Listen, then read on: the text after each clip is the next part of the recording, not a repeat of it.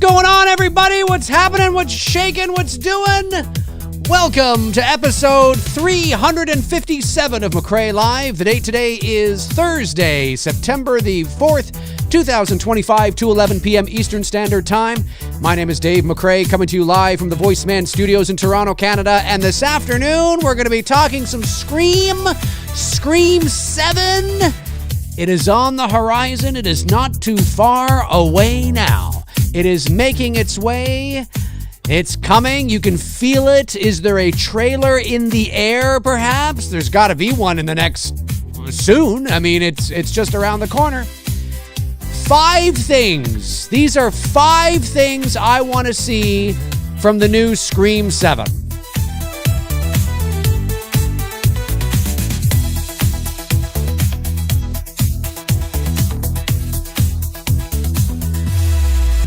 Yes, 5 things I want to see from the new Scream 7, which of course is, let me just get the exact, Scream 7, February, I was going to say January, February, yes, February 27th, 2026.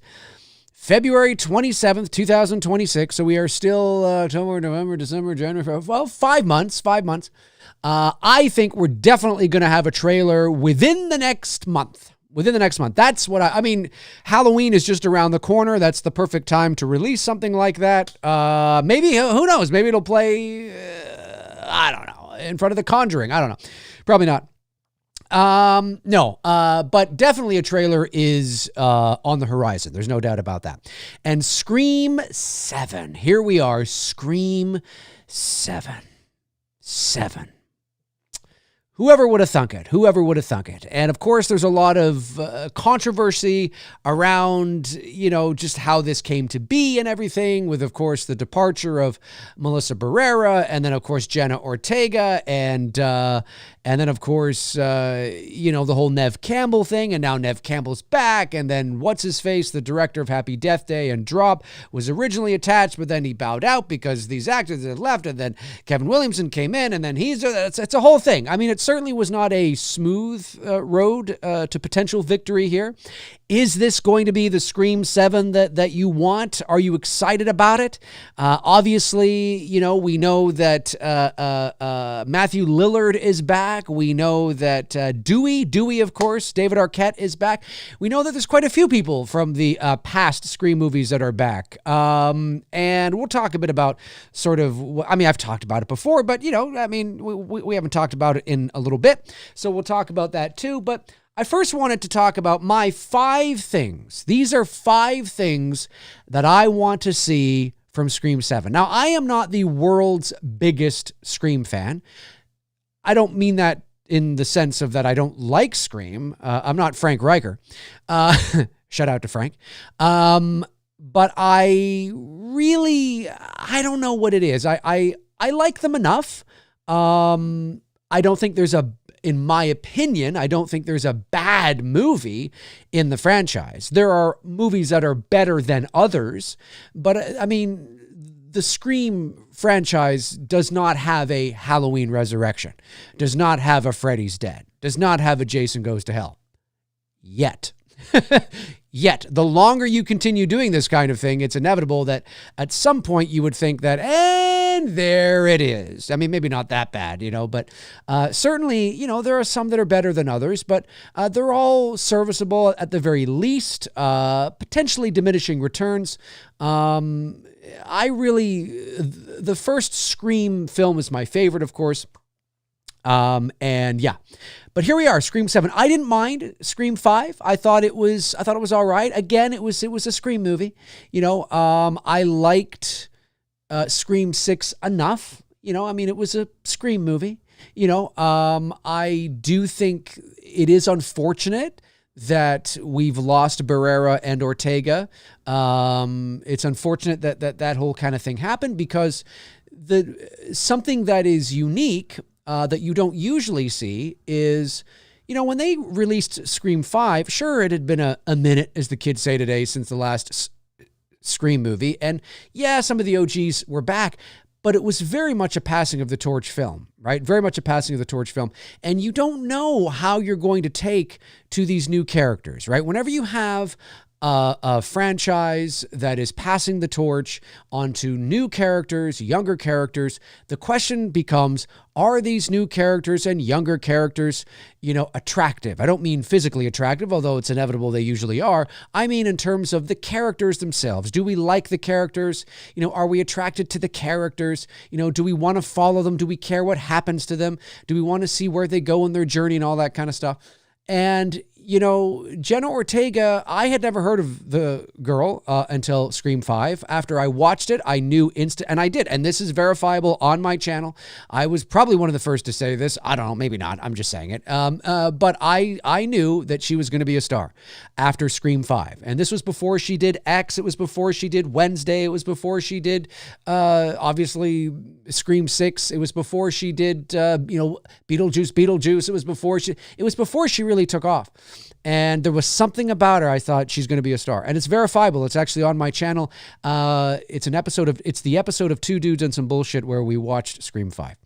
There's something about her. I just was like, yeah, she's going to be a star. I'd never heard of her before in my life. Melissa Barrera, I'd never heard of either, but I thought she's got potential as well. And so, you actually become a huge, I'll just say that the characters that they created and the dynamics was pretty cool. And Scream 5 was a huge success. Scream 6 was a huge success. And Scream 6 didn't have Neve Campbell in it. There ain't no Neve Campbell, no Sidney Prescott, and it made bank at the box office. So that tells you don't need Sidney Prescott for this thing to be successful to move forward. I'm not saying you liked it. I'm just simply saying that it still made a lot of money. And so I was disappointed. I was disappointed because I really thought that they accomplished something which was, very rare, right? Are people going to revolt? Are fans going to be like, this is not fucking Scream. If it ain't got Sidney Prescott, if it ain't got Gail Weathers, if it ain't got Dewey, if it ain't got this, then I'm not going to bother watching it. And you could have done that, and you didn't do that. No, as a matter of fact, the characters you glommed onto, the dynamics were interesting, and you wanted to see where it went. And then, of course, shit hit the fan and we know what happened. So what do? Well, they decide to go back to the drawing board and go backwards and bring the OGs back, and let's just, recycle the middle-aged characters and away we go. I'm not saying it's not going to be a good movie. I'm not saying it's not going to be great. It could be phenomenal. It could be the best one in the franchise. But if there are 5 things I want to see, this is what I want to see. And I've been talking about this for a while. I have. And so, but these are 5 things I want to see. So Melissa Barrera is out. Jenna Ortega is out. We know why. We don't need to get into it. Sam and Tara are gone. Gone forever? Maybe, maybe not. We don't know. Depends where they go with the franchise. You may see a return. But we're heavily focusing on going back to the roots. You hear it? And of course, all these legacy characters are back. How are they going to be implemented? What's going on? What's happening? We don't know. So here are 5 things I want to see from Scream 7. These are 5 things I want to see. In no particular order except for the last one. I'm leaving the last one that I really want to see, and I've been talking about this for a long time. I'll leave that till last. Surprise me. Number 1, surprise me. Or number 5, but 1 in terms of, Anyways, the first thing I want to see is surprise me. So what do I mean by that? Well, Scream 5 was a Scream movie. Scream 6 was a Scream movie. So when I say surprise me, I don't mean going all avant-garde and changing the DNA. I just mean do something that surprises me. Where I go, and with all these legacy characters returning, that may be an inevitability. I mean, that in and of itself might be depending on how they're going to be used, maybe that's it. But surprise me with something. Whether that's something in the narrative, whether it's a character's backstory, whether it's something we didn't know about a character previously, surprise me, something. You don't have to get all avant-garde and crazy and do it for the sake of doing it. Something that obviously feels organic, it's properly motivated. but surprise me with something. Something. Not just another Scream movie. The second one I want to see is don't ignore 5 and 6. Don't ignore 5 and 6. No, let's not pretend they didn't happen. No, they happened. Now, I'm not saying, but I just mean that an acknowledgement of those events, perhaps.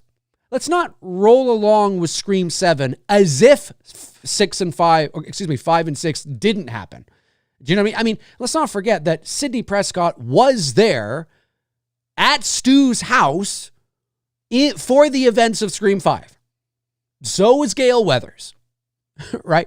And so let's not pretend that 5 and 6 didn't happen. It's part of the series. And you know what? I know some Scream fans don't like 6 or they don't like 5, whatever. But again, at the end of the day, it ain't Halloween Resurrection, folks. 5 and 6, Scream, it's not Halloween Resurrection, ain't Freddy's Dead, ain't Jason Goes to Hell. All you Scream fans out there, just be thankful it ain't those movies. Maybe you didn't like them as much as 4 or 1 or 2. Okay, fine. Well, yeah, but that's. I mean, listen, it's the 5th and 6th. How many 5th and 6th installments in a franchise can you point to and go, they're amazing? You know what I mean? By this time in a slasher franchise, you're into that diminishing returns territory anyway, right? So it is pretty incredible that 5 and 6 were as good as they were. Do you know what I'm saying? I'm not saying they're, the next coming. I'm just saying that, they were, a Scream movie. But let's not pretend they didn't happen. There has to be some sort of acknowledgement. I don't know whether that's something where that's a conversation where Sydney says something like, "Oh God," there's a mention of the not obviously, or maybe there is a mention of 6, even though Sydney was not a part of it. Maybe there's like a newspaper, article or something where we see the events in New York City and Manhattan, or something, or maybe it's like there's even an acknowledgement of the Sam and Tara characters. You know what I mean? Like, I don't mean you have to focus on it. It doesn't revolve around it, but there's a mention of those characters. There's an acknowledgement of it. Let's not pretend it didn't happen. I mean, this isn't, we aren't actually rebooting it. This isn't a reboot. This isn't a, hey, we're going to erase everything that happened after 4, and this is actually a direct sequel to 4. No, we're not doing that. As far as I know, we're not doing that, right? So let's not pretend. I don't want to watch the entire Scream 7 film and there isn't even one inkling anywhere where 5 and 6 are even alive. Like there's not even a mere reference or a mention to those events at all, ever, nowhere. You could literally go from Scream 4 to Scream 7, much to the joy, I'm sure, of maybe, some of you. But I don't want to go from Scream 4 to 7 and I haven't missed a beat. I think you reap what you sow, bitches. You made your bed, you gotta lie in it. Let's not pretend, unless you're actually consciously making a film that erases everything, like what Halloween does on the regular. Because there's no need to erase them either. They can be isolated events on their own with these characters that have now gone off. And even if you don't actually ever see Sam or Tara again, now, it may be a little strange because obviously Tara is the daughter of the whole thing. But I'm just saying, you know me, if you follow me for any length of time, you know that I actually do like the ending to 6 in the sense of that Tara drops the mask and walks off with her sister into the ether. And that's it. So you could never make another movie with those two characters again. And their story is done. I mean, if you think about it, right? You know what I mean? And so, but I do think it's important to at least acknowledge the event somehow. Like there's a mention. I mean, Sydney was there. I mean, do you know what I mean? And so was Gale. So don't ignore it. Let's not pretend like 5 and 6 don't exist because now you couldn't go on with the, let's not do that. Let's not do that. So there has to be some sort of acknowledgement of 5 and 6. I'm not saying you have to tie them in. I'm just saying there's got to be, some sort of acknowledgement and an acknowledgement beyond they never found his body. Let's not do that. There's got to be something a little better than that.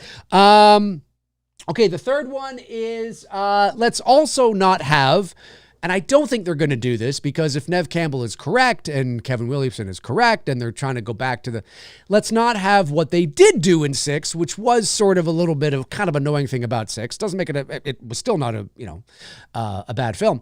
Was the stabbing of characters and there's no consequences. I mean, I don't know how What's-His-Face survived at the end of that movie. I really don't know how. But I don't want to see stabby. There have to be consequences, right? There have to be consequences. If you stab somebody 10 times in the chest, and they don't get medical attention, and even if they did, like, I'm just saying, let's play it a little more realistic than maybe how Scream 6 played some of those, let's not Looney Tunes this, right? Where you fall off a cliff and you hit the ground and, and then 5 seconds later, you're perfectly fine. No, let's not do that. Let's not. So when there are deaths, people die. And even if they're main characters, which goes into my, into my fourth one, which is there have to be stakes. And when there are stakes, things matter. And this is related to my number 3. I was all for a legacy character dying. You have multiple legacy characters. When you only have like one main legacy character, it can be a little, if we're going to kill off a legacy, how do we do this? Because, I can understand that, right? Like if Heather Langenkamp had been your one constant through all the Elm Street films, and, you get to a point where you're like, oh, do we kill her? Do we not? I mean, maybe we want to, and they did obviously in 3, but I just mean like, how do we, I don't really, I get that. But when you have an ensemble, you have more to choose from. So I was very supportive of Dewey dying in 5. When he died in 5, and by the way, spoiler alert, but if you haven't seen it, sorry, you ain't no right. But when he died, and we can argue about, it doesn't make any sense because how did, that girl, it's not big enough to take on Dewey. Yeah, we can have that conversation, but let's just talk about the facts. Dewey was killed. And you want that. When you get to 4 and 5 and 6 and 7 and 8 and 9, something's got to give.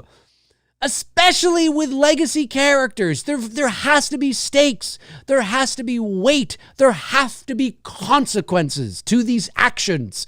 Which is why I'm hoping that even though that David Arquette is back, I hope it's not, some like, what you didn't actually see was he was taken to the hospital and and he's taken him there and he actually survived. No, he's dead. I'm hoping it's just some flashback, with maybe a bit of deep fake or something, or a vision, or a dream. He can't be back. Which is also why I don't want Stu back, even though I feel like I'm out on an island with this.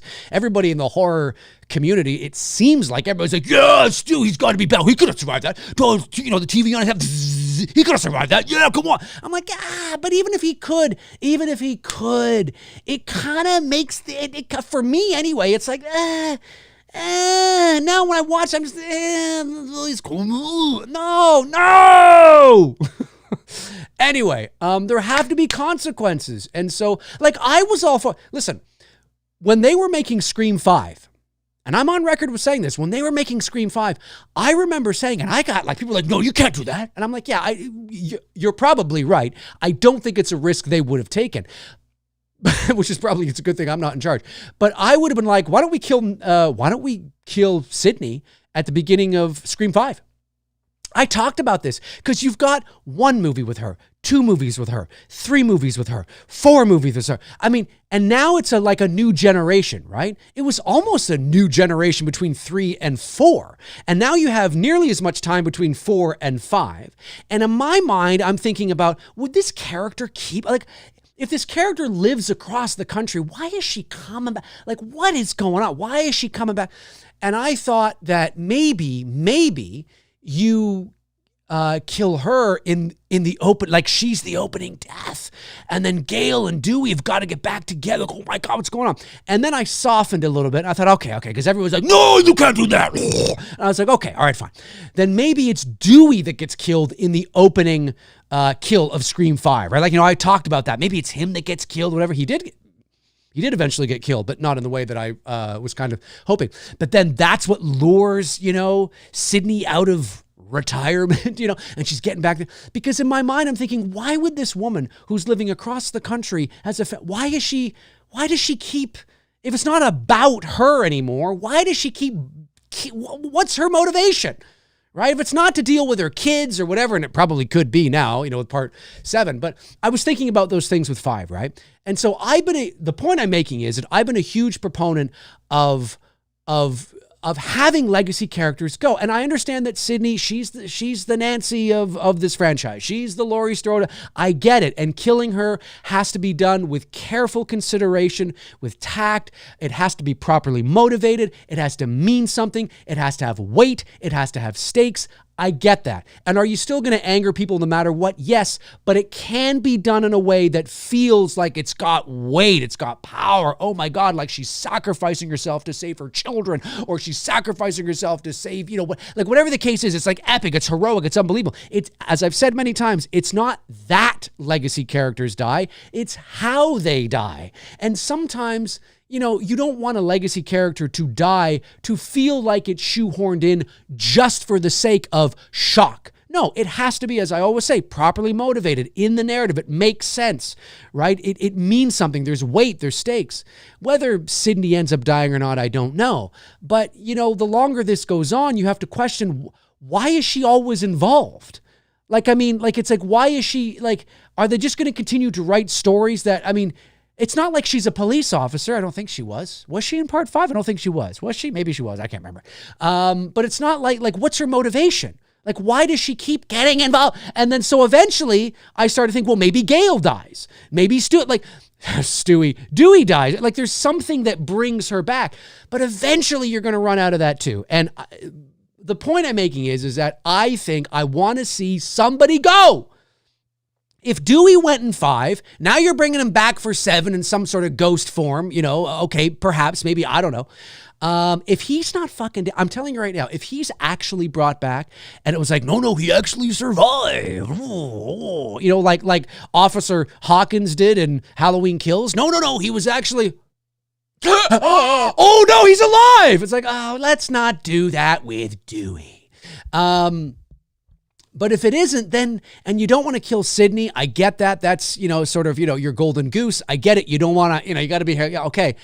Then Gail's got to go. Gail's got to go, man. It's got to go. There have to be stakes. There have to be stakes, man. You got to take some risk. You're in part 7. You've got to take some risk now. You've got to do it. And so I want to see something, some sort of legacy character, whether that is Sydney, whether that's Gail. Of course, we can't say Tara or Sam now, but even then, that would have been interesting. If Tara and Sam were in part 7, that would have been really interesting if one of them got it. Because you're in the 3rd movie now with their characters, and despite what you might think of them or these 2 movies, those 2 characters have a big following. People are really starting to like Sam and Tara and Sam, Scream 5 and 6. And so by the 3rd movie, which would be like the 3rd, if you were to kill one, that would have been interesting. Of course, we're not doing that because neither of them are in the film, as far as we know. So all I'm saying is that there's got to be some sort of legacy character that dies in this movie. You did it in 5. Somebody's got to go. You got to have stakes, man. Somebody's got to go. You can't just keep, I'm at the point where I don't believe it. Where I'm like, come on, either Gail's going to move it. Like, why does she keep, it made sense for Dewey because then it's like, oh my God, Gail's like, oh my God. And she gets involved and I get that. But eventually, anyways, you know what I'm trying to say. There's got to be stakes with legacy characters. Somebody's got to go in this film. I want to see somebody go in this film. And then I put Sydney on there as well. I don't think that's going to be it. But if it was really powerful and really good, and it was like, whoa, and you felt it, you were like, oh, and it meant so much, and it was done, it was really well written, and it was classy, and it was just amazing, then yeah. I'm all for, listen, I'm a fan as well, but I like great stories told well. And, I don't mind if a legacy character dies. I really don't. as long as it's done really well. And the stakes mean something. It means something. That's what it's about. And as long as you do that, I'm not taking anything off the table. I'm just saying. Now, whether the studio would allow it, well, that's a different thing. And then the fifth thing I want to see, and I've been talking about this for 4 or 5 years now, maybe longer, is the cliffhanger ending. I want to see this movie end on a cliffhanger. Because I think by the 7th movie, you can do this now.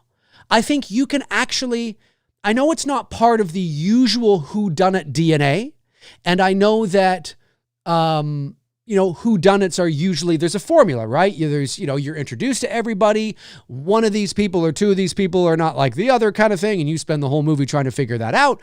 And then by the end of the movie, there's the Scooby-Doo moment where the mask comes off and ruh-roh.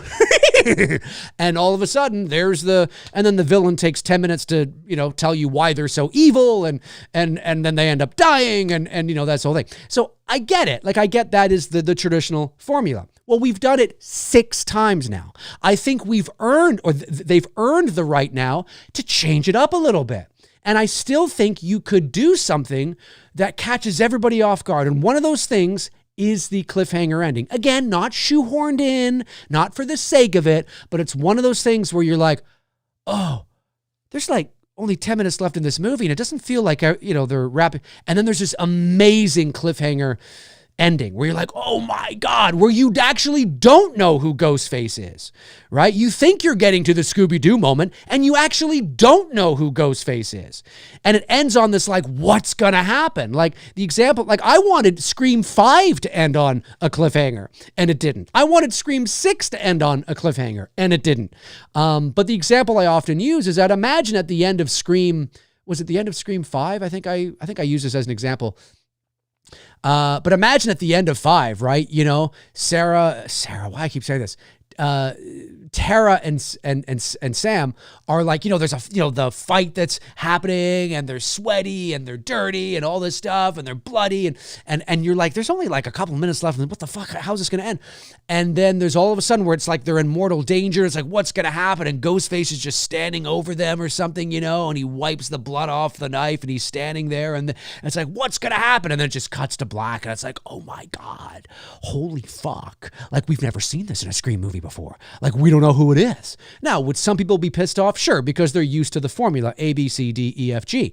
I get it, but you're in the 7th installment now. Like, are you telling me that what is Scream 7 going to be? Oh, a couple of guys who are obsessed with horror movies. Like, we got to do something. You don't have to change the whole DNA, but do something where by the end of Scream 7, it's like, ow, like what a cliffhanger. Right? What a cliffhanger. Or if you want to really get people talking, and I am not a proponent of this. I want Stu to be dead. However, if you really want to get people going, then you have, and this is where you actually shouldn't have announced that he was actually going to be in the movie. I understand why they did, likely because they felt it was a secret that they were not going to be able to keep. That's probably one of, if not the big motivating factor behind it. But if you could have somehow kept that a secret, could you imagine all you Scream fans out there, what would you have done? What would you have done if at the end of Scream 7, the mask comes off in like a cliffhanger sort of thing where like Sydney is down and she's injured and she's like about to be killed or something, you know what I mean? And all of a sudden the mask comes off and it's Stu. And he just looks at her and is like, hello, Sydney. You know what I mean? And then it's like, it cuts to black and it rolls credits. Ow! Ow! Boom! You've been like, there would be Scream fans going, oh my God! Oh my God! I mean, you're fucking losing it. You're fucking losing it. And now I guess you could still do that if that was the direction they were taking. Of course, now the fact that we know that Stu is in it, if he's not in it, by the time, the movie is rolling to its end, you're going to be like, okay, well, I guess this is how it's going to, it's probably going to be a little predictable at that point. But Anyways, no matter what they decide to do, I think, again, as long as it means something, it makes sense, you don't just do it for the sake of doing something different, the cliffhanger has weight, it has meaning. It's like what we did with It's Me, Billy Chapter 2, right? Or It's Me, Billy, right? There were people who said, well, you're not a cliffhanger, it doesn't make any sense, like, how is she in the basement, how is it going to go? And I was like, no, don't worry, it's not, like, we didn't just do this arbitrarily. Hey, do you know what we should do? We should just end it here. Because we don't know what else to do. No, that's not why you have a cliffhanger ending, right? It has to make sense. Bruce and I knew where we were going. We knew what we wanted to do. We knew exactly how she was in the basement. We knew exactly why the grandmother was in the basement. We knew all this, right? And so cliffhangers can be really good and really great. Again, if it's properly motivated, I know I say that a lot, but it has to be. And that just simply means that it's well thought out, right? They know the direction it's going. They know why they're ending it here. They know where they're going. They may not have a script yet, but they know where they're going. They know the trajectory of the story, right? And where they're going and what they're going to do. Maybe they have a treatment already. Who knows? But I would love to see that. The cliffhanger ending, something that Scream has never done. And they've never done it. Every other slasher has one of those things where the eyes suddenly open or the guy comes out of the closet, but I get that that's not Scream style because Ghostface is a symbol. There isn't one singular ghost face. Anybody can be Ghostface. It still is a character. The outfit, the mask is a character in and of itself. And of course, it's always somebody real. It's not a supernatural being and things like that. So, and because it's a whodunit, the cliffhanger endings aren't usually part of the whodunit formula. I get all that. But as I said, you're in your 7th installment now. A cliffhanger ending might feel really fresh, really vibrant, really awesome, really cool. And if it's done really well and it's got stakes and it's a mind-blowing cliffhanger ending, think of how much you're going to be talking about it now for the next 2 or 3 years before Scream 8 comes out. Oh my God, what's that mean? Everybody online is going to be going, I mean, it's going to be wild. It's going to be wild. So that's what I want to see. I want to see, again, it has to be done right. I don't just want it in there for the hell of it. Because if it's in there and it's done poorly, I'll be the first to go, yeah, I wanted that, but that's not how I wanted it. You know what I mean? So it's not the cliffhanger ending in and of itself. It has to be, it's got to be great. It's got to have stakes and weight and you know what I mean? But I want to see that because it's different, and I really think by the 7th installment, you could do it and it still doesn't feel like you're going against the whodunit formula. You're just delaying the inevitable. Instead of you finding out who did it here, we're going to wait to, for you to find out who did it over there. So it's not like do you know what I mean? Like you're just, so you could do that. They haven't done it yet, but they could do that. So that's what I want to see. Those are the 5 things I want to see from Scream 7. I want you to surprise me with something maybe about a character that I didn't know, something about their backstory or their relationship with another character, or, surprise me with something that I didn't, that I didn't know. And don't ignore 5 and 6.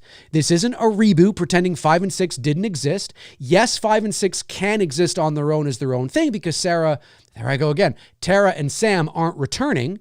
But it's not a reboot. Like this isn't a Halloween H2O thing. This isn't a Halloween, 18 thing where we are pretending certain movies don't exist. No, 5 and 6 exist. So let's not pretend they don't. And then the third thing is let's not stab people and have, multiple times and have them survive. This isn't a Looney Tunes cartoon. So let's not do that. And then one of the OGs, one of the legacy characters has got to go. And the cliffhanger ending. The cliffhanger ending. Am I going to get all 5 of those things? Probably not. What out of those 5 do I think I would likely get? I'm thinking I'll likely get an acknowledgement of 5 and 6 somehow. I think is the most likely thing. Everything else is who the hell knows. You know what I mean? Who the hell knows?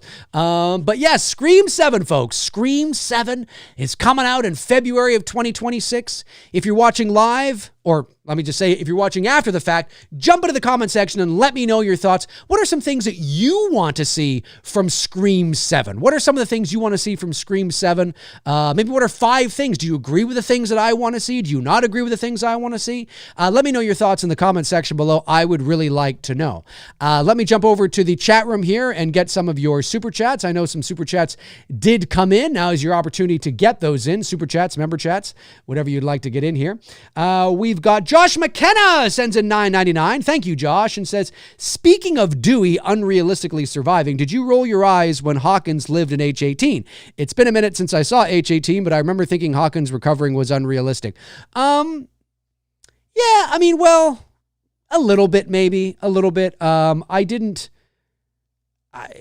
think because it was the same night, and they were going back to that night, perhaps, which they could do with Dewey as well, but there's been a whole entire movie in between when Dewey died and when Scream 7 comes out. So it's, you know, that's why I think it might feel a little cheap and shoehorned in. I don't think I'll be honest with you, I don't think any of the characters that are returning, whether it's Ronan, I think that's his name, right? Whether it's Dewey, whether it's, you know, Stu, although Stu may actually, I'm hoping none of them are actually really alive. I'm hoping it's flashbacks, dreams, something.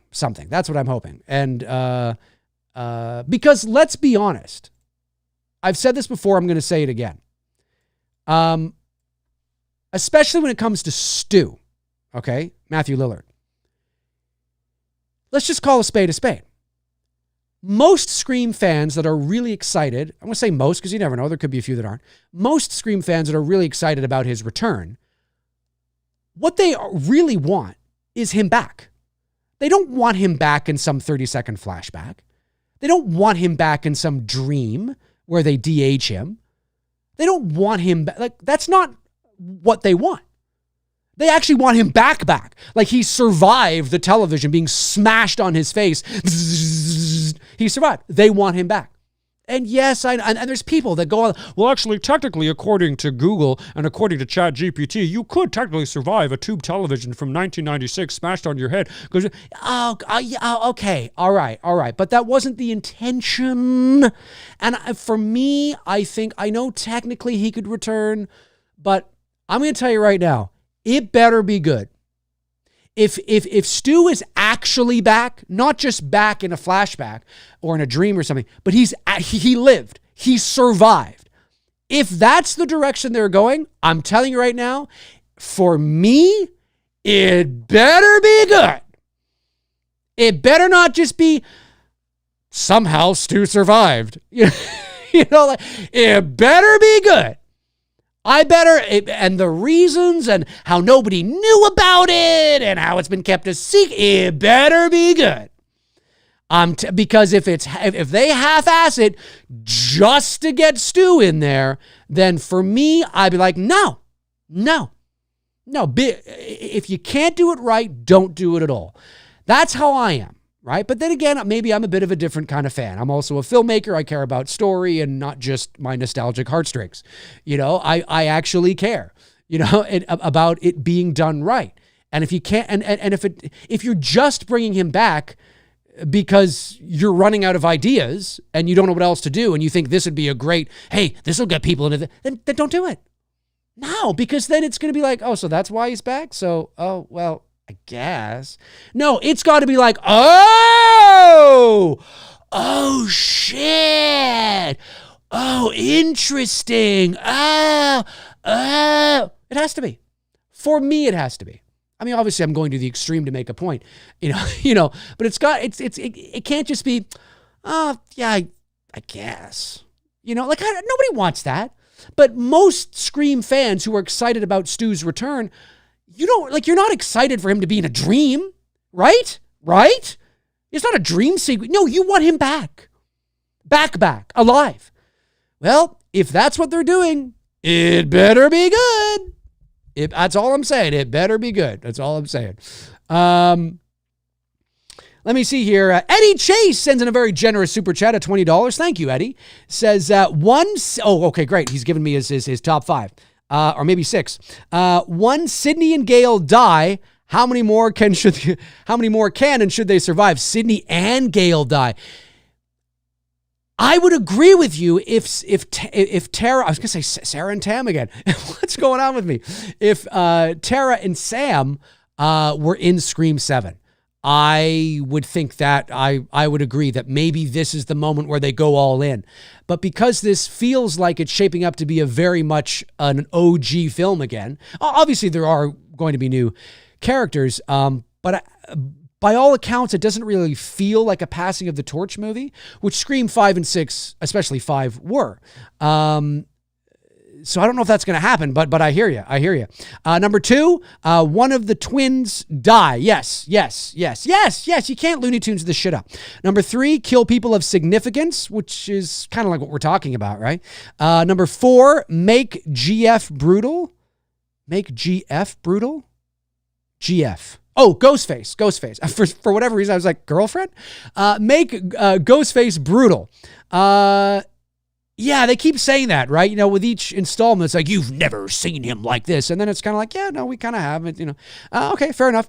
Number 5, no absurd motive. All right? Sydney cut me off in traffic. In quotes, he says. And how much revenge already? And then he says, number 6, no stew. Hey. I agree. Well, he is going to be in it. I mean, we know that, but maybe you mean no actual him surviving. Yeah, I'm kind of with you on that. And then Brandon Barry sends in $5. Thank you, Brandon. Says, I would love to see where one of the main legacy characters is the killer. Yeah, there's a recent legacy sequel movie that did that. And you know what? I think there were some fans that were surprised by that. I think maybe there were some fans that didn't like that. In terms of this other, I'm trying to keep it, spoiler free because it came out not long ago. But if you kind of put 2 and 2 together, you probably know what I'm talking about. And if you've seen it, you know what I'm talking about.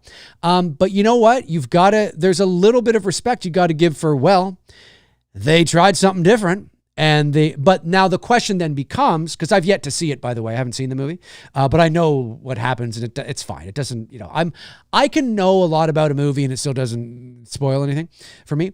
But I'll just say that, is it properly motivated? Does it feel organic? Does it feel shoehorned in? Or does it feel like, oh, right? I mean, that's up to the fans who have watched that movie, and whatnot. But so you can do that. I think it would be strange for Sydney to be the killer. That feels a little strange. But what I think you could have done, because I think he was sort of a creepy suspect in the very first film anyway, until he wasn't, which is Dewey. Had Dewey survived Scream 5 and been in Scream 6, there may be an avenue and there may be a trajectory where you could have made him one of the killers and made it make sense. You know what I mean? It totally made it make sense. Maybe the fallout of his relationship with Gail and I don't know, maybe they had kids, or maybe there was a whole thing that I don't know, where he just suddenly, I'm not saying, I know he's a lovable character, everybody loves him, but I think between Gail, Stewie, Jesus, I can't even speak today. Between Gail, Dewey, and Sydney, I think Dewey feels the more logical choice for something like that. Maybe Gail too. Maybe she's just so neurotic and I don't know. Sydney feels like a bit of a stretch for me. But who knows? With terrific writing, you never know, right? But yeah, no, I get it. Let me just see here. Let me go back. Oh, hang on a sec. Where am I? Josh McKenna says, congrats on In Demand. Thank you, Josh. I really appreciate that. Yeah, we'll talk about that in a few moments here. But thank you. Yeah, very, very, very excited for that coming up in, it'll be 9 days this afternoon. Member chat comes in from Alec Shambach. Thank you, Alec. Says, it is rumored that AI will play a role in 7, considering the returning characters and Scream's tendency to comment on present-day culture. Are you weary of AI playing a large role in the plot? I've heard that too, and you might be right. You might be onto something. No, I don't think so. I mean, it's relevant, it's current, it's affecting our everyday lives. I mean, how many times do we watch a video only to realize, oh, it's AI? You know what I mean? Or what? I mean, it's everywhere. It's inevitable. I think those who are fighting against it, I think those who are trying to regulate it, like, you know, SAG-AFTRA, ACTRA, in terms of performers and writers and producers and all that kind of, you know, when it comes to music and all that kind of stuff, yeah, I mean, it has to be controlled. It has to be regulated. It can't be a Wild West, right? There has to be some sort of protection for artists and all that kind of stuff. But those who are like fighting against AI, like they're old men, like, get off my lawn, I remember back in my day. Yeah, you're just going to be left behind. Like how, I mean, it's inevitable. It's here, and it's here full force. It will continue to be here. It's like people who fought against the internet when the internet became a thing. Well, where are they now? I mean, the internet is, I mean, we're not connected. Like, we're always connected now. And so AI is inevitable. It's here. It will be here moving forward. There's nothing you can do about it. It is here. It doesn't matter what the fuck you think. It is here. It's here to stay. This is the 21st century internet. You know what I mean? Like what the internet was when it first came up in the mid 90s. I mean, the internet technically has been around for a very, very, very long time. But in terms of it starting to, you know, seep into everyday households in the mid 90s, you know, and even then it was in its infancy, right? You know, it wasn't what it is today. AI and what AI, I mean, it's this new thing, right? It's here to stay, whether we like it or not. So you have to roll with the punches. You have to learn about it. You have to become, you know, sort of aware of it, learn about it, be educated on it. And obviously as an actor and performer myself, as a voice actor, I mean, I can tell you, you know, obviously AI is definitely not so much in the commercial and animation side of voiceover, but in terms of like, you know, corporate presentation and training videos or, you know, medical narration, training narration, not television narration yet. But, you know, there's a lot of people that use AI voices, right? And sometimes they're really good. Sometimes it's hard to tell the difference, and sometimes it's very easy to tell the difference. So AI is a big thing. And I think using that as sort of the foundation, as sort of a kind of a jumping off point for whatever they're going to do with Scream 7, I think is kind of cool. Yeah, it might be really cool. And obviously it will have something to say. There'll be a lot of social commentary in that, which I think is really cool. So I don't know if that's what they're going to do. And maybe that's how but to your point, maybe Stu and Dewey and Ronan, they're AI. They're AI generated. And that's how you bring them back.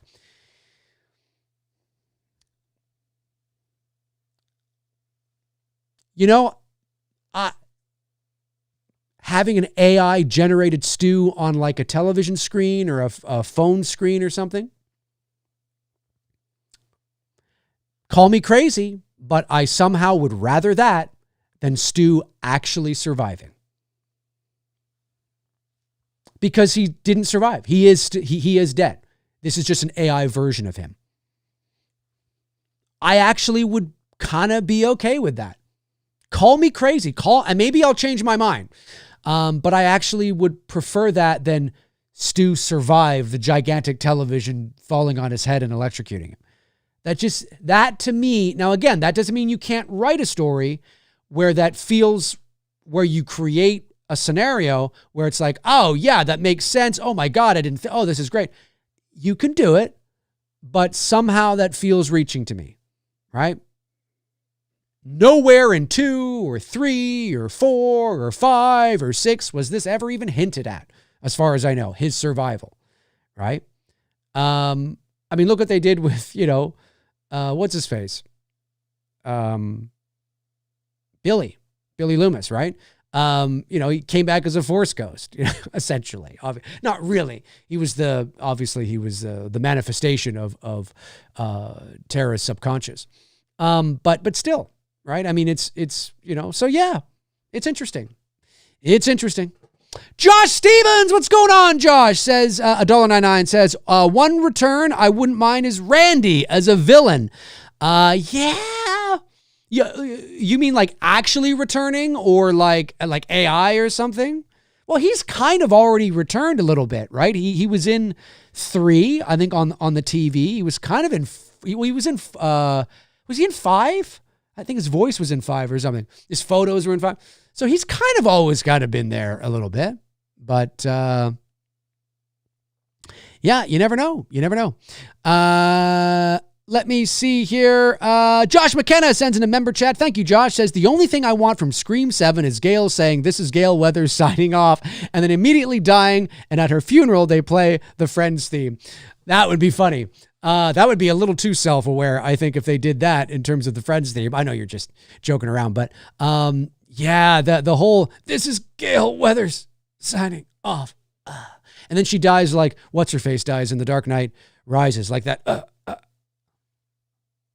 One of the worst deaths of all time. And considering Nolan is a bit of a perfectionist, I'm surprised. I am surprised that Nolan left that in. I remember watching the movie in the theater and thinking, God, that's a terrible death. And it just looks, it's a little too theatrical. And everybody thinks that. I don't know if Nolan was pressed for time and his AD was like, nah, dude, we don't have any time. We got to get this. And that's what they got. And they had to move on. I don't know. Usually, you shoot a couple of takes. Nolan is very particular. I mean, he's one of the few directors that shows up to set with a suit and tie. I mean, he's he's very particular. And so I don't know, man, I in the editing room, I would have been like, do we have a take 2 of this at all? It's not something I would necessarily go out and reshoot because it's probably not worth the money it would cost to go out and reshoot that one thing. It's not. I can tell you it's not. But certainly, is there like another angle, or do we have how many cameras do we have set up? Do we have another angle, or is there something we can? Because it's awful. It's just awful. Anyways, I digress. But yeah, you never know. You never know. Gail Weathers signing off. But yeah, so, folks, like I said, if you're watching after the fact, jump into the comment section and let me know your thoughts on Scream 7. Are you excited about it? Are you not excited about it? What do you think of the 5 things that I want to see from Scream 7? Do you agree with them? Do you not agree with them? Do you think I'm being a little too unrealistic? Do you think I'm being a curmudgeon? Do you think I'm being, overly analytical? I don't know. I mean, you let me know. And you let me know what your 5 things are. Maybe you have more. Maybe you have 10 things. Maybe there's 375 things you want to see. Oh my God, that's going to be a long list. Whatever they are, jump into the comment section and let me know your thoughts. Yeah, I'd like to know. Let me see here. So I just want to make this announcement. I will make this on social media, across my socials, once the campaign officially ends in almost 9 days. But the House on Port Robinson Road Development Funds campaign has officially reached its goal, ladies and gentlemen. I'm taking up a little bit of the, there we are. There it is, folks. It has officially reached its goal with still, now that says 10 days left, but that will change to 9 days left in just a couple of hours. And so we still have 9 days. I mean, you can continue to support after, but I would like to get this up as much as we can, even in the 9 days that are left, which would be great. So we have officially reached our goal. We had a great fundraising show the other day where we jumped up 17%. You guys stepped up to the plate and we jumped up 17%. And then an anonymous donor came forward and doubled the funds raised the other day. Actually, doubled the funds raised the other day. And a couple more people have since also contributed. And we are officially now sitting at 20,485 Canadian shekels with, again, that says 10 days. That's going to change over to 9 days in like another hour or so. At 102%. I would love to get this up to maybe 110%. Why not, right? Let's get this thing to 21,000 or 22,000 before the campaign officially hits in demand. I think that would be really awesome. So there's still 21. Let me just do a quick refresh here. There's still, yeah, okay. Let me just scroll down here and show you guys. There is still 21 spots left. So I've sold 79 out of 100. That means there's still 21 spots left for the Bloodbath double feature. I want to sell these out, guys. Let's sell these out. There's only 21 spots left. It's $50 Canadian, but that's only $36 US. It's about 25 pounds in the UK. I would love to see, and again, even if you can't make it that night, because it is Halloween night, it's Halloween night. It's the Bloodbath double feature, 8 p.m. Eastern Standard Time, Halloween night, limited to 100 people. You and everybody, me and 100 people watching Rob Zombie's Halloween 2 and Halloween Kills. But even if you can't make it that night, you can still pick up the perk because you will get an email and you can watch it after the fact. So I would love to sell those out. Is what I'd love to do. And I'm just going to put a link to the campaign in the chat. There it is there. I will pin that link to the top of the chat. There we go. The link is pinned to the top of the chat. So it's just a reminder. I just want to remind people that the campaign is still there. So just because we've reached the goal, that doesn't mean that we have to stop altogether, because as I've said many times, there are stretch goals. So keep in mind there are stretch goals. And there's a good look at where are we here? The stretch goals. So there's the stretch goals. There is what we've reached. We've reached our base goal, which is what we wanted to reach to get the campaign into in demand. Now we're not officially in demand yet, but we will be in the next 9 days. We've reached the first goal there, which is 20,000 Canadian. The next goal is 30,000 Canadian, and that will obviously help us a great deal. And then of course there's the top one, which is 60,000. So keep in mind that, as it says there, each tier on this chart isn't just about raising more money. It's about unlocking a deeper level of creative and professional development for the house on Port Robinson Road. So if you are familiar with Indiegogo and you have donated to campaigns in the past, you will know that a lot of campaigns will have stretch goals. And the reason for that is because they will set a base level goal. And because this is a development campaign and not a production budget campaign, I didn't want to set the goal too high. Like, I didn't want to set it at 60,000 because I wasn't convinced, because of the kind of campaign it is, that I would reach that 60,000 in 60 days. If it was a production budget campaign and I had a teaser trailer and Blu-rays and, all that kind of stuff, that's a bit of a different story. But for this campaign, I thought it was best to set it, lower, on the lower end. That way we can raise the money, reach our goal, and then, we can take a breather. We're good. We're in demand. Dave doesn't have to make another campaign. You know what I mean? And then we can start working towards the stretch goals. Will we reach the stretch goals? I don't know. Maybe we will. Maybe we won't. But it's good that it's there for the opportunity to be had. So I just want to say that. In case people are like, oh, wait a minute, you've reached your goal. What do you mean you need more? I don't know how it goes. Well, that's how it goes, right? When you are in development for a major motion picture, a major film like The House on Port Robinson Road, obviously having more money only opens up more opportunities and resources in the development process. And so, but I want to thank each and every one of you who have, and I will make an official announcement. I was going to do it today. I made the announcement that we had reached our base goal on my community section on YouTube. And then I was going to make a social media post today about it as well. But then I thought, you know what? I'll save it until the campaign ends in 9 days. Then I'll make kind of like an official kind of like, yeah, here we are, blah, blah, blah, rather than having to do that again. So that's why you haven't seen anything across my social medias yet about it, as I'm waiting for the campaign to officially go into in demand so we can do that. So there's lots of great perks, of course, on there, folks.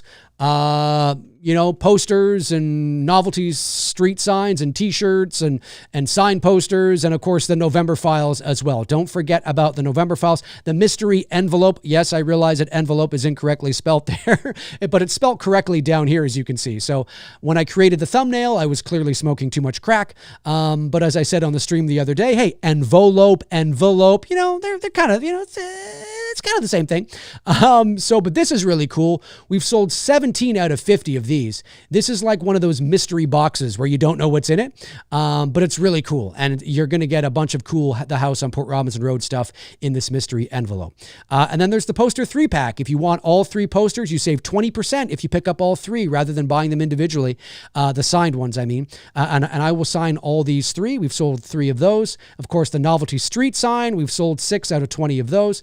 And then, of course, the November files. These are awesome. These are really, really cool. This is where we're opening up the the archives to the real stuff that inspired the house on Port Robinson Road, because for those of you that may not know, the house on Port Robinson Road is inspired by true events from my second year of college. And so, but the one perk that I know we can sell out because we're so close now, and I know it, yes, because we're so close, but also because we are all Halloween fans here, and that is the Bloodbath double feature. 79. I know we can sell this out and get to 100. I want to see 100 of your beautiful avatars in the chat room come October 31st. Aaron Click, what's going on, Aaron? Says, Dave, I know there are so many unknowns, but when would you realistically like to be in production for this project? Great question. I would say, realistically, I would love to be shooting this movie within the next couple of years. I think that would be awesome. So, it's not going to happen this year, but, it could happen. Is there a path where it could happen next year? Maybe. A lot of things would have to fall into place fairly quickly for that to happen. But it's possible. It's possible. But yeah, it's not something I want to, I'm 46 years old. I'll be 47 next year. This isn't something I want to direct when I'm 60. I want to do it fairly soon. So, yeah. I would say, within the next couple, few years, within the next few years, right? So that could be next year, that could be the year after. But I'm trying to make a real go at it. And of course, the more money we raise for development, the more doors that opens, right? In terms of being able to put the project in a position where that is a possibility, right? And so, yeah, great question. Let me see here. Eddie Chase says, here's hoping that mystery box doesn't have a turd in it. It won't have a turd in it. I promise. Maybe a picture of a turd. No. It won't have a turd in it. Warren Armour says, oh, my bad. I thought the movie was getting made. No, Warren, the movie is not getting made. So these funds, again, for those of you that don't know, that's why I encourage people to, when you come to the campaign, if you're going to donate, make sure you read the campaign as well. This is not production budget money. There's no way I could make the house. If I can't make It's Me, Billy for $20,000, I can't make the house on Port Robinson Road for $20,000. This is, that's why it says right there, the house on Port Robinson Road development funds.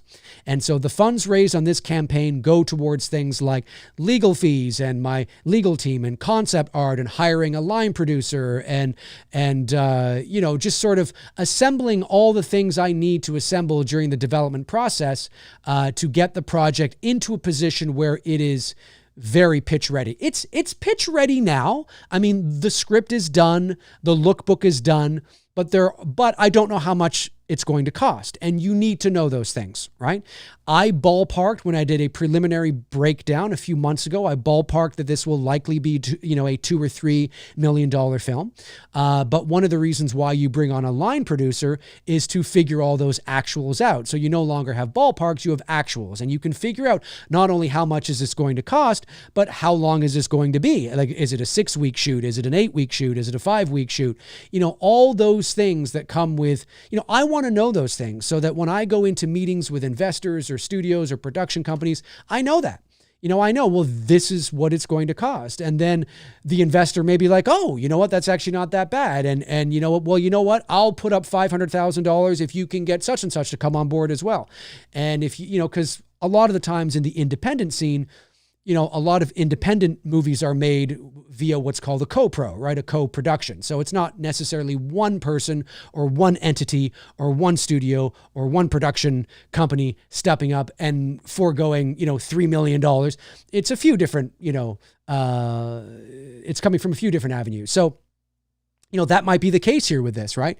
But these are the things that you have to know that cost, obviously, money and time and there's so much more that goes into it. So the project is in a very good spot. Like I said, the script is done. I will always continue to, not always, but there might be some, tweaking and some refinements and a few little things here or there. But overall, the script is done. I'm very happy with it. I have had industry professionals read it, people who I trust, who I know, who work in the business, who really liked it, really enjoyed it, thought it was really great.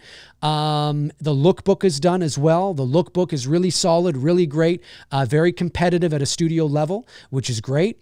And so, we can have more, right? We can have more to have our pitch absolutely ready and refined. And that's what raising development funds will do. And so, no, these funds do not go to actually making the movie. I could not make the house on Port Robinson Road for $20,000. I just couldn't do it. So yeah. So that's what this is, folks. There is no movie at the end of this, but what these funds will do is put us in a position which is going to give us the best probability of success to be able to seek the financing, get the right people on board to be able to make the movie that I want to make. Let me see. So let's keep it going. Let's sell out the Bloodbath double feature. I want to sell out the Bloodbath double feature. Is there anybody here today that hasn't picked up the Bloodbath double feature that would like to pick up the Bloodbath double feature? I'm just saying, there's only 21 spots left. When they're gone, they're gone. Halloween night, Friday, October 31st, 8 p.m. Eastern Standard Time. I can't, listen, Dave, I'd love to, but I can't. I'm taking my kids trick-or-treating. That's okay. You can pick it up. You can support it. Only $36 US, 25 pounds in the UK. You can pick it up. You can watch it when you get home. You can watch it the next day. You can watch it the next year. If you're serious about supporting the campaign, you can do that. And we're so close to selling it out. We got to sell it out. There's only 21 spots left, right? We got to sell it out. So I think that'd be awesome. Eddie Chase sends in $10. Thank you, Eddie. Is your directing style more like perfectionist Kubrick, quirky, artsy like Lynch, or efficient two takes like Eastwood? If you had to compare opinions on all these, please. God bless. Well, Eddie, I answered this question on the last stream. I don't think I've directed enough films to yet know specifically what my styles are yet. I haven't directed a feature yet. And so, but I will say that maybe a combination of all three to some degree. But it depends. I'm also an actor. Kubrick was not an actor. Eastwood was an actor. Lynch has acted, but he's not an actor. And so my directing style tends to be approaching it more like an actor, right? Do you know what I mean? And so I tend to be a very visual director. I like to communicate exactly what's going on. But the thing you don't want to do is you also don't want to over direct. Right? And every actor is different too. People think that there's you just direct all the actors the same way. You don't. At least you shouldn't. In the same ways that, you have a classroom full of students who learn differently. There are some students who will get it right away. There are some students that need more time. I said this on the other show. I said there are some actors that want to know everything about their character, that want to know, about the trauma when they were 3 years old. They want to know about this, that, and the other, and they want to talk, and they want to feel, and they want to get into it. And then there are some actors that don't want to know any of that shit, and they're just like, tell me where my mark is, tell me where I'm going, tell me where I'm starting, tell me what's happening in the scene, and just let me do it. And sometimes you'll find seasoned actors like that. I forget who told me this now. But apparently Tommy Lee Jones is like that. I don't need to know all the, just tell me what I'm doing, where I'm going, and shut up and let me just do it. You might have a lot of seasoned actors that don't like that. And I have a feeling a lot of seasoned actors, if they're working with a less seasoned director, there might be a little bit of an inferiority complex, and they don't want to, I'm not saying everybody, I'm just saying, right? Some actors like to be directed and some actors don't. And they just want to be told the bare minimum. But some directors can also over-direct, right? You can be superfluous and you can explain things that don't fucking matter. Do you know what I mean? And sometimes that can happen with a crew as well. You know, you can get so excited and so into it that you find yourself explaining how cool this thing is, you know, to the gaffer. And the gaffer might be like, listen, I love you, man, but I don't fucking care. Just tell me what's happening. Like, I don't care about the story. Like, just tell me what do you want to see? Right. And so sometimes directors can get, and it's their heart is in the right place, but sometimes they're having these deep conversations about the vision and this and that, and what we're, you know, in terms of like the deep seated, you know, layers and the philosophy and the, you know, the psychological, and here's all this kind of stuff, to like, you know, the PA or something, you know, or to the, you know, the grip. And, you know, the grip is just like, look, I that's great, but I have, like, I'm just like, let me just, I need to, like, do you want me to put up this, or do you not, you know? It's just, so, yeah, it's all about learning those kinds of things and learning about, you know, where to direct your energy, no pun intended, and how to direct certain actors. And it will become very clear. And as I said on the show too, sometimes you have those two actors in the scene together, and that's interesting. Sometimes you will have an actor who's just like, don't tell me. I just want to know where I'm going, what my mark is, A to B. But they're also in the same scene with the actor who wants to know all about the character's trauma when they were 3. Do you know what I mean? And so sometimes you get those two actors in the same scene, and that can be interesting. But so I don't really know. And it's not a cop-out. I'll just say that I'm a very visual storyteller. I'm a very visual director. I come at it from an actor's standpoint because I am an actor. And so I like to really, you know, get into it and really sort of paint a picture for my actors. But one thing that I am always trying to remind myself of is not to over-direct and not to be superfluous. Unnecessarily as well. Like, unless the actor has a question that guides you into that tone, you don't want to overshare unnecessarily, because now you might be going off on something that has nothing to do with what the actor was asking about, right?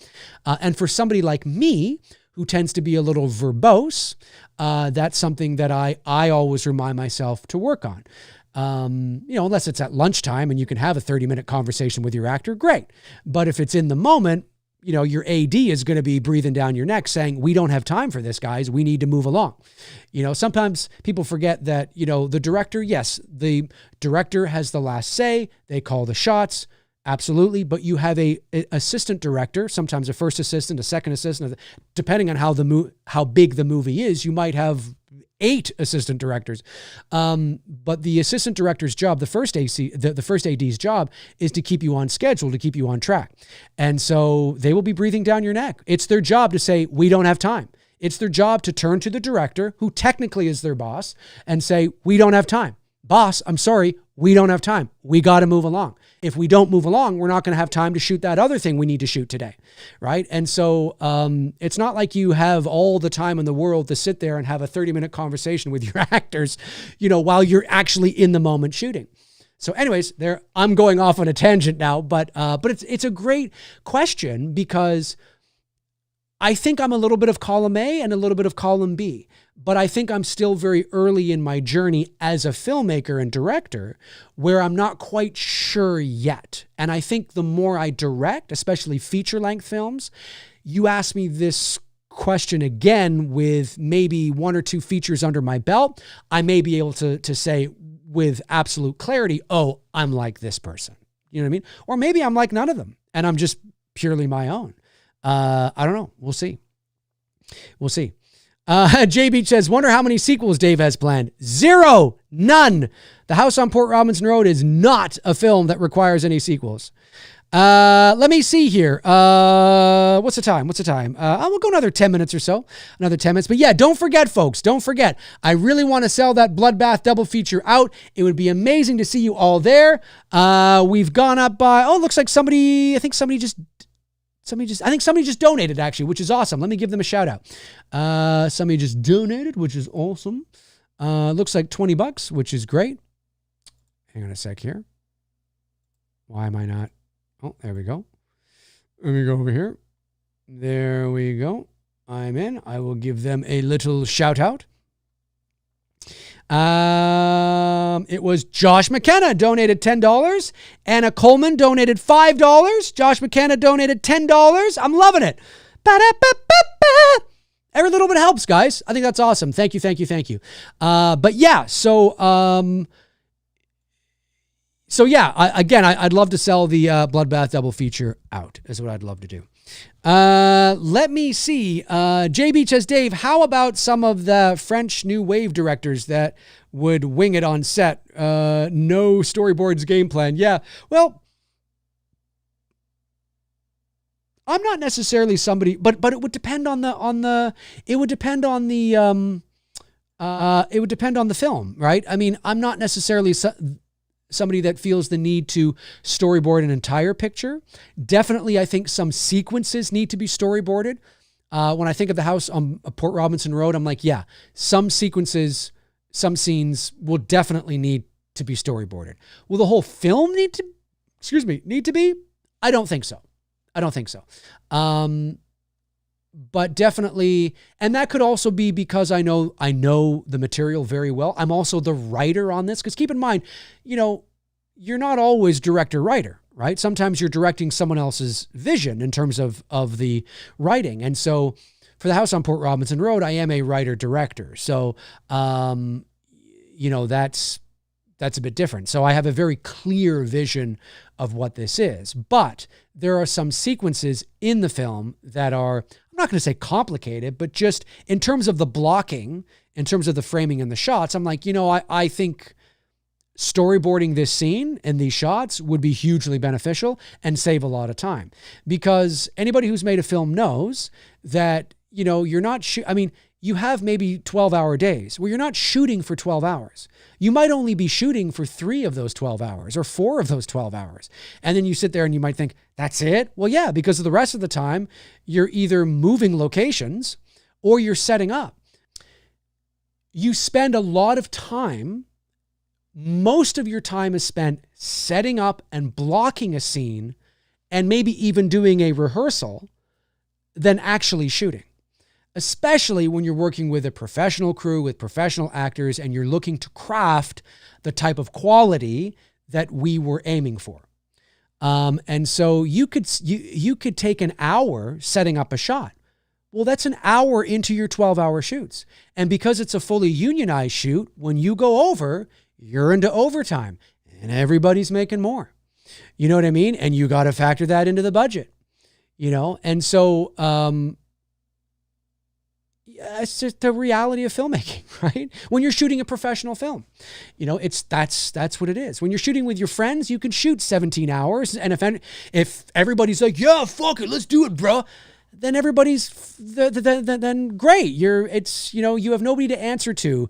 You don't have to pay anybody overtime. You order some Coke and some pizza and everybody's happy. It's great. And I'm not downplaying that. I'm just saying that's the difference between that and a full scale shoot with crew and actors and unions and, the whole thing where it's like, yeah, we don't have, so you gotta be on your game. And so, yeah, what most people don't understand about how making movies is really hard. It's really, really hard. So yeah, it's one of those things where storyboarding is a very valuable thing to do, and having, but I don't know if I would necessarily storyboard a whole movie. Like I said, I don't think I need to do that for the house on Port Robinson Road, but yeah, I mean it's a what am I trying to say? I got so many things going on in my head. It's a amazing experience making a film, but you have to be on your game. You've got to be on your game. Especially when you're there's so many people that are relying on you. You have to know when people come to you, you have to have answers. If you don't have answers, that doesn't look good. You have to command a confident set. You know what I mean? And especially when you're working at a high level. But yeah, that's one of the things people don't understand. Well, yeah, dude, it's 12 hours. We've got 12 hours to shoot this. No, you really don't. Because it might take you 2 hours to set up for a shot that's only going to shoot, for 30 seconds, right? It's a 12-hour day. It's not 12 hours of shooting. That's different. So that's why it takes like 8 weeks to shoot a movie, right? If it was 12 hours of shooting, you'd shoot a movie in like 3 days. Anyway, I digress. Shut up, Dave. Let me see here. A Welshman review says, always insightful hearing how much goes into not just making a film, but also just getting the idea funded. Oh, it's wild, man. And when you're doing it independently, right? Like at this very moment, I'm not backed by a studio or a production company, right? So it can, maybe that will come, but at this very moment, I'm not. And so I decided to leverage, the community and by raising funds through the community, you also build awareness. And you create more awareness through all of you who share it on social media and talk about it with your friends. And it shows potential investors that want to, come on board. There's an interest for this and all that kind of stuff, right? That's the value of crowdfunding, and successful crowdfunding at that is you create awareness and community, and you guys, share it and talk about it. And it's just awesome.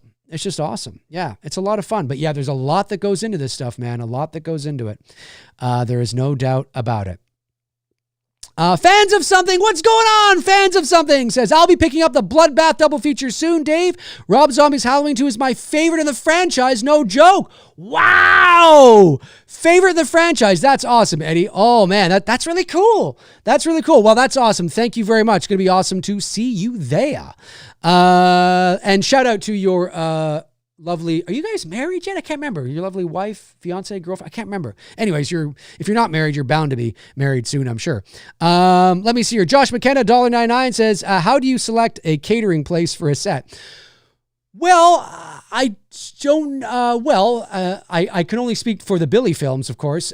We just reached out to a caterer that was in the area where we were shooting, right? We were shooting on location in Elmont, Ontario, which is about 4.5 hours away from where I am now. And both times we had a different caterer on chapter 2, but we just reached out to different caterers in the area, and we explained who we were, what we were doing, would they be interested in it. And, obviously, we need, to feed, 25 people, 3 meals a day for 7 days. We also want craft services. Craft services is different than, because so what craft services is basically like a table on set where there's always something there. There's always chips, cookies, bananas, muffins. There's always something there, so that if you're hungry in between meals, whether you're the actor or whether you're the crew, you can just dip over to the craft services table. You can pick up a bag of chips and, oh, great. That's going to tide me over till, mealtime, right? And then there's the actual meals that come in, as well, right? So we found this caterer on chapter 2 who lived in the area, who made the meals herself, which was amazing. She lived down the street from where we were shooting, and every morning and every afternoon and every evening she would come with a big or several coolers of already made meals, because that was for the independent short film week shoot. We felt that was the best way to go. Some shoots, like if you're on like a Marvel film, right? I mean, they actually have like, they're actually making the shit there. You know what I mean? They have like the big silver trays and they're serving you meals and all this kind of stuff. Well, yeah, because, that's when you have like $5 million to put towards actual, because you're also feeding not just 25 people, you're feeding 300 people. You know what I mean? 3 times a day for 7 weeks. That's a bit different, right? That's a bit different. But for the purposes of our little shoot, and a lot of independent films will do this, they will hire a caterer that will, deliver pre-made meals in containers and all that kind of stuff, hot, like right off the, off the stove. And she was awesome. She came, our breakfasts were everything from,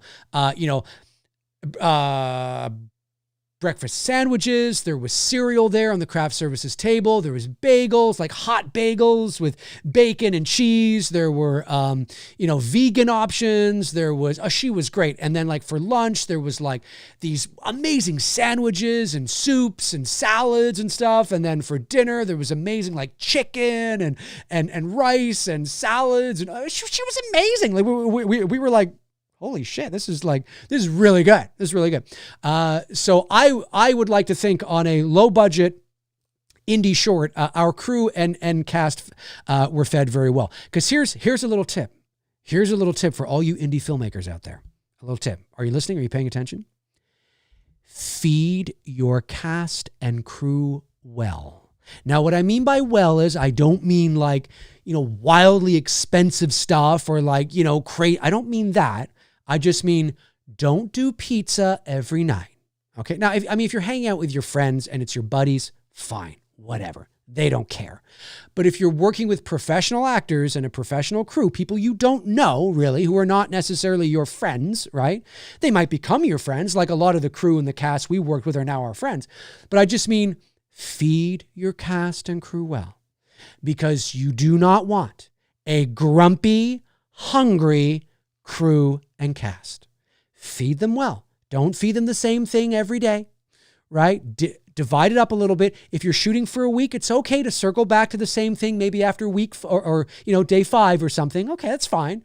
But don't have the same breakfast sandwich, the same, like every single morning, right? Try to, and that's what we did too. We thought, well, let's try to, we'll have chicken and rice for this dinner. We'll have pasta for this dinner. We'll have, this for that dinner. And then by like the end of the week, you're circling back again, right? But that's one thing. You want to have a well-fed cast and a well-fed crew. You want to take care of your cast and crew. Because we were not just the directors and the writers, we were also the producers of It's Me, Billy, Chapter 2 and Chapter 1. So take care of your cast and crew by feeding them well. And again, I just mean well by, not pizza and peanut butter and jelly sandwiches every night. You know what I'm saying? Like you've got you know what I'm saying? You know what I mean? You've got to feed them well. But yeah, so that's what we did. That's what we did. We just looked for somebody that was really good, that fit within our budget. And she was amazing. Katie, I forget your last name, Katie. Damn it. Katie was her name. Anyway, shout out to Katie. Shout out to Katie from Candy Cane Kitchen. She was awesome.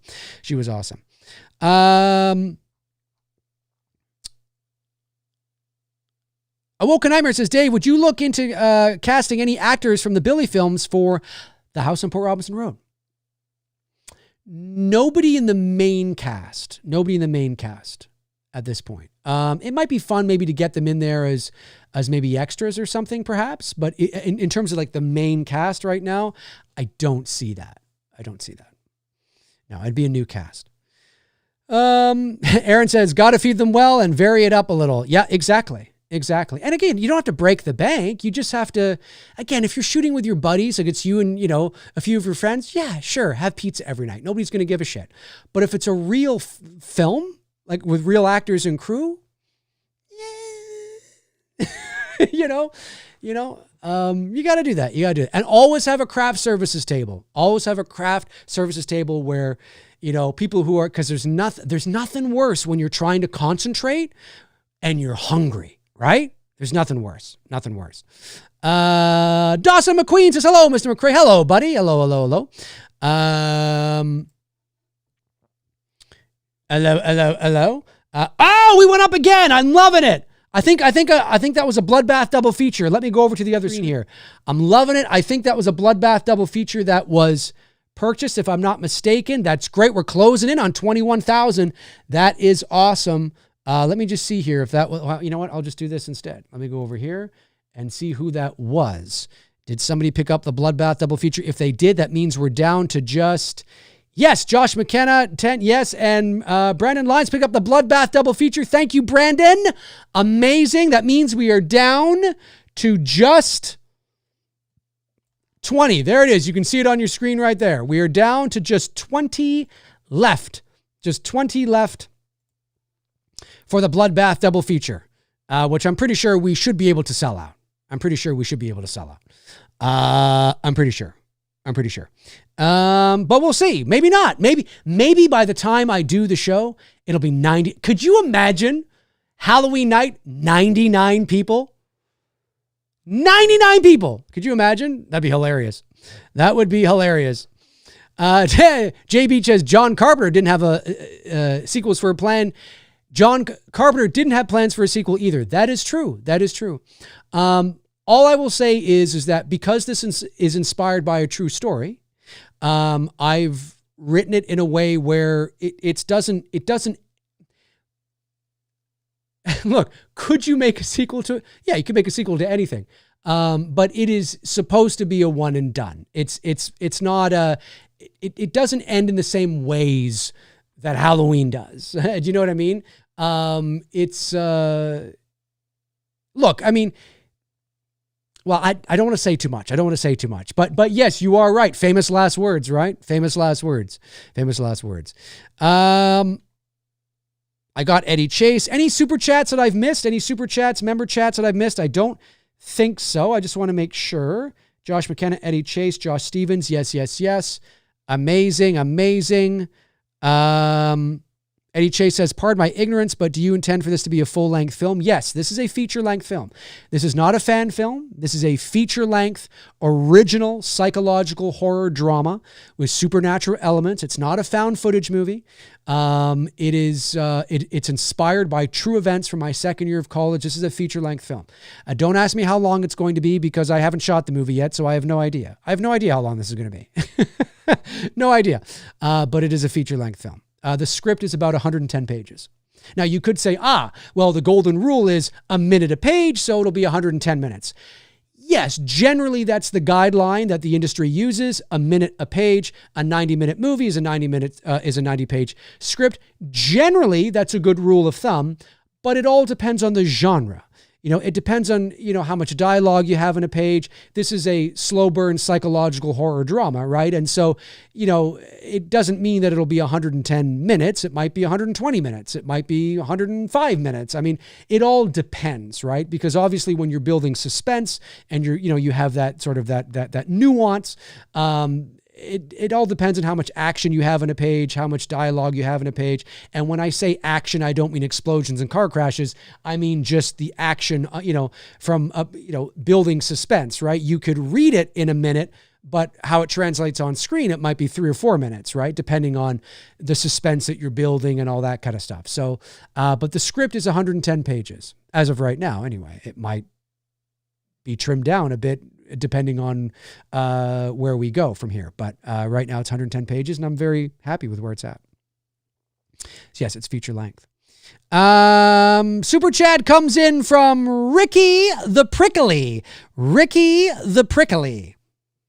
Sends in $9.99. Hey Dave, was watching some 90s flicks recently and watched Jason Goes to Hell. We all shit on that movie 24/7, but I then had this question of what could a proper 90s Friday the 13th movie look like? Well, not Jason Goes to Hell. I think a proper 90s Jason movie would be maybe like Jason X. I mean, that was 2001. I mean, that's basically 90s. It's 90s adjacent. The production value and the technology wouldn't be that much different in 2001 than it would have been in, say, 1998. Look, I didn't like Jason Goes to Hell because it just steered too much into satirical, satire, goofy territory for me. There was no Jason. It was too avant-garde. It was too Evil Dead at times. I just didn't like it. It was just nonsense garbage to me. But what would it look like? Well, more of the same, just not that. I mean, if your question is, well, what else could they have done? Well, but that doesn't mean they had to do that, right? I mean, you're right, but at the same time, that doesn't mean that the story for Jason Goes to Hell is the only thing they could have done because it was the 90s. I'm not saying you're saying that specifically, but I just mean, if the question is, I got to thinking, what else could they really have done? Or what could they have done that's very 90s? Well, anything but that,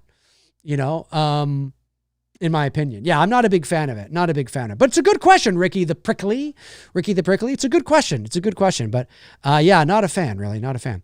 Kyo Dusk says, hello, Dave. Congrats on reaching your goal for the movie. You deserve it, man. Thank you.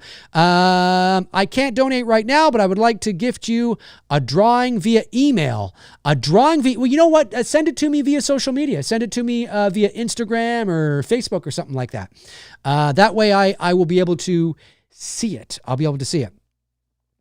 But yeah, thank you. Yeah, no, we've reached the base goal for the development funds for the house on Port Robinson Road.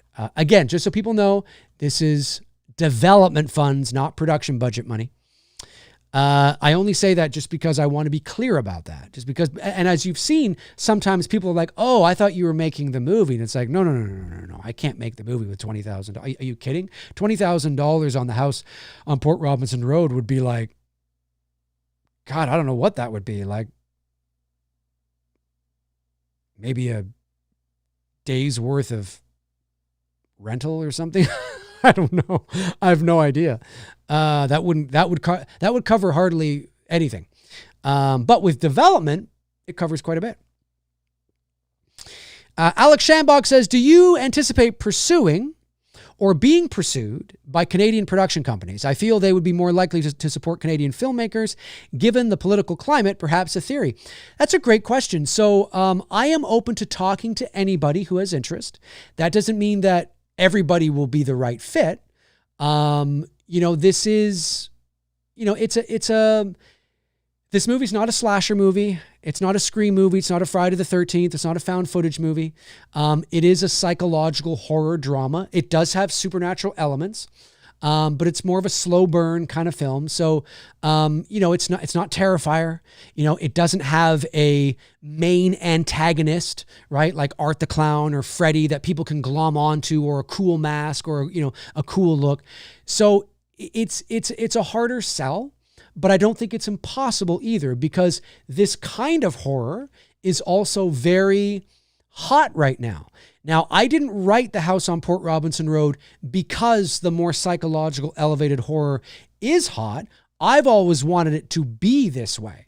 I knew, like the thing I always say, 25 years ago, I was smart enough to know what the film was supposed to be, but I wasn't yet wise enough to implement it, right? Life had to happen first. I had to grow and, love and lose and experience death and, all these kinds of things. And you do. And so I always knew I wanted it to be more of what we call now as elevated. But back then you ask my college friends, they would tell you, oh, Dave was very adamant 20 years ago that this is not a slasher, this is not Freddy, this is not Michael, and it just so happens that now in the world of horror and the climate we're in, that it's not that this kind of horror didn't exist 25, 30, 40 years ago. It did. But we're now in a climate, thanks to production companies like A24, Neon, and filmmakers like Zach Kreger and Osgood Perkins. And, we're now in a climate where this kind of horror is seeing some popularity. And other studios that are not A24 and that are not Neon are taking a bit of a look and a bit of a notice, and could we do our own versions of that? Or could we, all that kind of stuff. And so I will talk to anybody who I'm willing, who feels like the right fit, who's willing to have a conversation, because, when there's interest, there's interest. Now, pursuing Canadian production companies, which there are some, there are a lot actually. Yes, absolutely, 100%. This is, obviously I'm Canadian. I'm not against keeping it a Canadian film in terms of a Canadian crew, Canadian cast. We have a wealth of talent here. We have a wealth of resources here. We have, Pinewood, Toronto. We have, we have, between Toronto and Vancouver and Montreal, we have state-of-the-art facilities and studios and post-production houses, and 100%. That's why Hollywood likes to shoot up here. We are for sure. I'm totally for that if it feels right, if it's the right fit. if it ends up being a co-pro between Canada and the US, right? I'm totally open to that. I'm totally open to it being from anywhere else in the world. Maybe it's a 3 co-pro it's a UK, Canada, American co-production, whatever. I'm open to having conversations, and whatever, and figuring out what the right fit is for me, because I'm not looking to just sell this idea and have a studio take it and do what they want with it. I want to direct this movie. I am part of the package. I come with it, right? And so, there are certain things I am willing to compromise on, of course. You have to be open to compromises. It is unlikely I will be able to do every single thing I want to do, without any compromising. If that happens, that would be amazing, but that's not usually how it goes. But there are also hard no's. There are also things I am not willing to compromise on.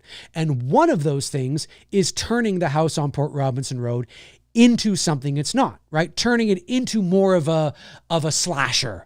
No. It's not happening. Well, you know what, Dave? We'll give you the $4 million if you create more of like a demon aspect about this and make it more like The Conjuring, where we have like blood seeping down the walls and a demon that's going rah, and bodies being ripped out of windows. No. Well, okay, then I'd be like, okay, well then I guess we're not in business together, because that's not what it is. And my argument to them, would be like, if you like the house on Port Robinson, Road, and you want to do business with me, then why are we changing it? Like, yeah, a little bit of, compromise here or there. You know what, Dave? Why don't we, I love it, but could we zhuzh this scene up a little bit? Like maybe add a little something here on this scene a little bit, and I take a look at it and I go, yeah, okay. All right, I see that, because that doesn't compromise the foundation of the integrity of what I'm doing. That actually makes sense. It feels justified. I can justify it via this way and all that. Yeah, of course. You have to be able to be willing to work with people to compromise. But I'm not willing to compromise on the integrity of what the film is. It's somehow changing the genre. It's no longer a psychological horror drama. It's now a Terrifier. So I was like, what the hell are we doing? That doesn't make any sense. Not willing to do that. So I will walk away. And yes, before you ask, even if they gave you $20 million, yes, 100%. It's a no-brainer, hands down. Yes, signed, sealed, delivered. No, or not signed, sealed, and yes, I'm walking away from it, 100%. Because if somebody's willing to give me $20 million, but they want to change it, somebody else would be willing to give me $5 million and not change it. Do you know what I mean? So anyway, but yeah. So, no, I'm willing to talk to anybody who is willing to have a conversation. I know I'm a bit biased, obviously, because it's my story and my film. But I think it's really good. I think it's a really good, different take on familiar horror elements, which I think is pretty awesome. Anyway, where am I? All right. So, I am almost at the 2-hour mark now, which is amazing. I'm almost at the 2-hour mark, which is awesome. Let's see here. We're sitting at $20,550 for the campaign with 9 days left. Look at that. I stayed on long enough for you guys to see it change from 10 days to 9 days. Look at that right there. 9 days left. And you might be thinking, well, yeah, but you've hit your goal, so who cares? Well, I've hit the base development goal, right? The base, the least amount that I would need to start the process. But don't forget, there are stretch goals. There's a stretch goal, a stretch goal of 30,000 Canadian and a stretch goal of 60,000 Canadian. So let's keep it going. But like I've said, this is the perk I want to sell out. The Bloodbath double feature. There is only 20 of them left. 20 of them left, folks. Let's sell that out. Let's sell it out. Chester says, when is Two Dudes coming back? Next Tuesday. We are doing another perk fulfillment episode with one of our backers of It's Me Billy Chapter 2. We'll be talking all about Godzilla and King Kong and the kaiju monsters and all that kind of stuff. It's going to be a fun episode. So that's next Tuesday at 7 p.m. Eastern Standard Time. But I have to get through those perk shows because these people are entitled to them. So that's when it's coming back. All right, folks. Well, listen. That is going to do it for me here on this episode of McRae Live. I want to thank you all for tuning in. I want to thank the super chats that came in. If you're watching after the fact, jump into the comment section and let me know your thoughts on anything I had to say here today. But of course, about Scream 7 and what are 5 things that you want to see from Scream 7. Jump into the comment section and let me know your thoughts there. And don't forget, the House on Port Robinson Road Development Funds campaign. Again, thank you to each and every one of you out there who have stepped up, who have donated to the campaign, and we've reached our base development goal. That means this sucker in 9 days is going to be in demand, which is amazing. We did it in 2020. We did it in 2023. We're doing it again in 2025. This community is absolutely amazing. So again, thank you so much for helping me to achieve this. But like I said, don't forget, we got that first tier of the development of the stretch goal. So keep that in mind as well. But 20 spots left for the Bloodbath double feature, and 9 days left on the initial campaign before the campaign closes and then moves into a different process, into in demand. Folks, thank you so much. Have a great rest of your Thursday. Stay safe out there. Hope you're all doing well, and I will talk to you all very, very soon. Alrighty, in the meantime and in between time, I will talk to you soon. Cheers.